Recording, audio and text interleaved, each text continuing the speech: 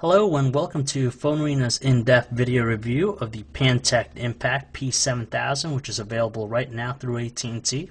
Yet again, we see Pantech come out with another text messaging oriented device.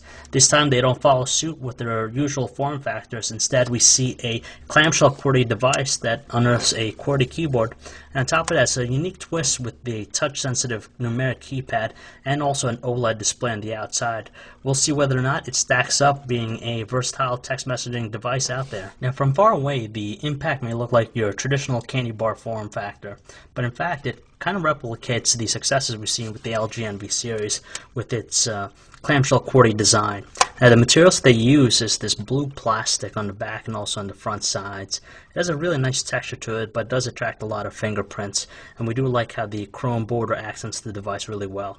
As far as size though, it's not too large, and kind of compares with the other devices in the series. Weight is pretty good, construction is top notch, it feels really good in the hand. Opening it and closing it, you have this snappy feel to it, so we definitely like its construction. Now, one of the first things to really catch your eyes is the external OLED display. It does show you some useful information like the time, and you can also access certain functions of the phone, such as sending a text message or viewing your address book. Right below that, you have your touch-sensitive numeric keypad. Now, although some people may not like the touch buttons, it works really well with the Impact. It's very responsive and has a really flush look to it on the outside. Now, on the side, you have your volume rocker and your lock-unlock button. On top, you have your proprietary charging port. On the bottom, you have the micro SD card slot. The back, the 2 megapixel camera, when you remove the back cover, gives you access to the battery and the SIM card. When you open it up, it will give you the larger size screen, which has a resolution of 240 by 400 with support for up to 262,000 colors. It's really crisp and vivid, and we like the colors, so they jump out really well. It's really bright too. Now, of course, the biggest thing about the phone is the QWERTY keyboard, because it is a messaging-oriented device. The buttons are kind of flush to the surface, fairly well sized for people with anyone with larger fingers. Will have an easy time getting adjusted to it.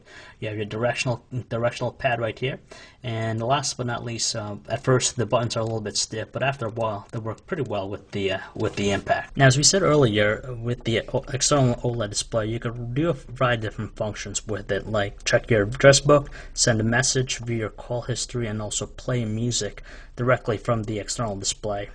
Now, when you open up the phone, it'll give you access to the interface itself, which is the same basic one which we've seen on previous AT&T phones.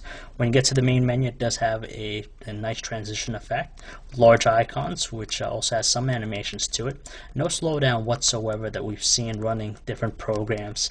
And on top of that, to an extent, it could run multiple applications, which is a nice touch for this type of device. Sending messages on the Impact is pretty simple. You could just run the application, and from there you could start using the QWERTY keyboard. We didn't really have any problems speed typing away because of the tactile feel of the keys. Additionally, if you prefer instant messaging your friends, you could use a variety of different clients from AIM, Windows Live Messenger, and even Yahoo. If you do exit back to the home screen, it will continue to run in the background. Finally, the mobile email application is the same one we've seen previously, with just about any provider listed here you could use. In addition, if yours is not on there, you could just type in your information, your username and password, and automatically set it up. It may ask for specific information like the server addresses to actually get it in, but we found it quite useful on the Impact. As far as web browsing goes, you have Opera Mini on the Pantech Impact, so it does a good job of rendering pages, since scrolling is pretty easy too. At first, you're given a page overview. If you zoom in, it'll actually go into the page, and you can read text really well. As we said, it works really well on the device and makes the web browsing experience really easy for a mobile user.